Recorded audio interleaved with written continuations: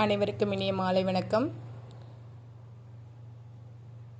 புதிய தமிழ் இலக்கிய வரலாறு பதிப்பாசிரியர் சிற்பி பாலசுப்ரமணியம் நீலபத்மநாதன். எதிர்வரும் தேர்வுகளில் நாம் வெற்றி பெறுவதற்கு நிறைய இலக்கிய வரலாறுகளை படிக்க வேண்டிய சூழ்நிலை உருவாகியிருக்கு. அந்த சூழ்நிலையின் காரணமாக நாம் என்ன பண்ணுறோன்னா, இப்போ இந்த புதிய தமிழ் இலக்கிய வரலாறு அப்படின்ற 2 பேர் எழுதிய சிற்பி பாலசுப்ரமணியம் நீலபத்மநாதன் அவர்கள் எழுதிய புத்தகம் 3 பாகமாக வந்திருக்கு. அதில் முதல் பாகத்தை தான் நம்ம இப்போ பார்க்க போகிறோம். அதில் நமக்கு பார்த்தோம்னா பொருளடக்கம் அப்படின்னு பார்க்கும்போது மொத்தம் ஒரு 36 தலைப்புகள் இருக்குது. அந்த 36 தலைப்புகளும் எதை பற்றி இருக்கும் அப்படின்னு பார்த்தோம்னா, நமக்கு சங்க இலக்கியங்களை பற்றி தான் இருக்கும். அந்த சங்க இலக்கியங்கள் அப்படின்னு பார்க்கும்போது இதில் நிறையா வினாக்கள் இப்போ எதிர்வரும் தேர்வுகளில் நமக்கு இடம் பெற்றுக்கொண்டே இருக்கிறது. அந்த தேர்வை நம்ம வெற்றி பெறுவதற்கு கண்டிப்பாக இந்த புத்தகத்தை நம்ம படித்தே ஆகணும். அதற்காக தான் நான் என்ன பண்ணுறோன்னா இப்போ பார்க்க போகிறோம். இதில் நம்ம என்ன பண்ண போகிறோம்னா, மொத்தமாக 432 பக்கங்கள் இருக்குது. இந்த 432 பக்கங்களில் முதல்ல நம்ம ஒரு பாடமாக பார்த்துக்கிட்டே போகிறோம். இதில் ஃபஸ்ட்டு இப்போ பார்க்க போகிறது என்னென்னா, சங்க இலக்கியத்தில் நாட்டுப்புற கூறுகள் அப்படின்ற ஒரு பாடத்தை தான் பார்க்க போகிறோம். அந்த சங்க இலக்கியத்தில் நாட்டுப்புற கூறுகள் அப்படின்ற பாடம் பக்கம் நம்பர் 291 இருக்குது. சங்க இலக்கியத்தில் நாட்டுப்புற கூறுகள் அப்படின்னு சொல்லிட்டு முனைவர் தமிழண்ணல் நம்மளுக்கு என்ன பண்ணியிருக்காருன்னா கொடுத்துருக்காரு.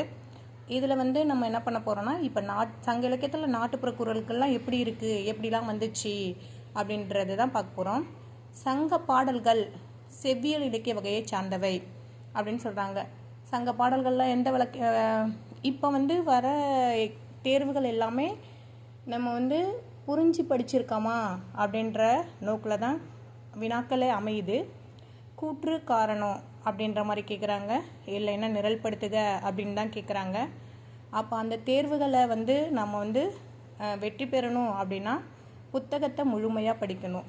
அதுக்கு நம்ம இந்த பாடத்தை முழுமையாக படிக்க போகிறோம். இதில் பாருங்கள், சங்க பாடல்கள் செவ்வியல் இலக்கிய வகையை சார்ந்தவை. அப்போ சங்க பாடல்கள்லாம் எந்த வகையை சேர்ந்திருக்குன்னு சொல்கிறாங்க? செவ்வியல் இலக்கிய வகை. அப்போ அந்த செவ்வியல் இலக்கிய வகை அப்படின்னு சொல்லும்போது என்ன சொல்கிறாங்க அப்படின்னா, பொது வரையறைகளுடனும் திட்டமிடலுடனும் அவை சற்று பின்னர் தொகுக்கப்பட்டன. செவ்வியல் மரபும் நனி நாகரிக பண்பாடும் உயர்ந்தோங்கி விளங்குகின்றன. இவை வீரயுகத்தைச் சேர்ந்த சமூகத்தில் எழுந்தவை என்று பலராலும் குறிப்பிடப்படுகின்றன. செவ்வியல் இலக்கிய வகையாக சார்ந்ததாக இருந்தாலும் இது என்ன பண்ணுதான், வீரயுகத்தை சேர்ந்தது அப்படின்னு சொல்கிறாங்க. அப்போ அந்த வீரயுக பாடல்கள் எப்படி இருக்கும் அப்படின்றாங்க. அந்த வீரயுக பாடல்கள் வாய்மொழி பாடல்கள் அப்படின்றாங்க.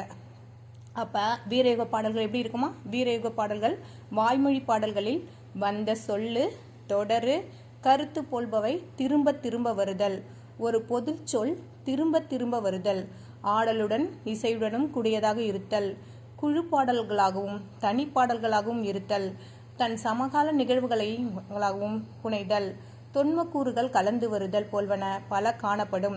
இவற்றை நாம் சங்க பாடல்களுக்கு பொருத்தி பார்க்கும் பொழுது மிகவும் ஒத்து வருகின்றன. அப்போ இந்த வீரயுக பாடல்கள்லாம் எப்படி இருக்கான், நமக்கு வந்த சொல்லே இருக்குது, தொடர் இருக்குது, கருத்து இருக்குது,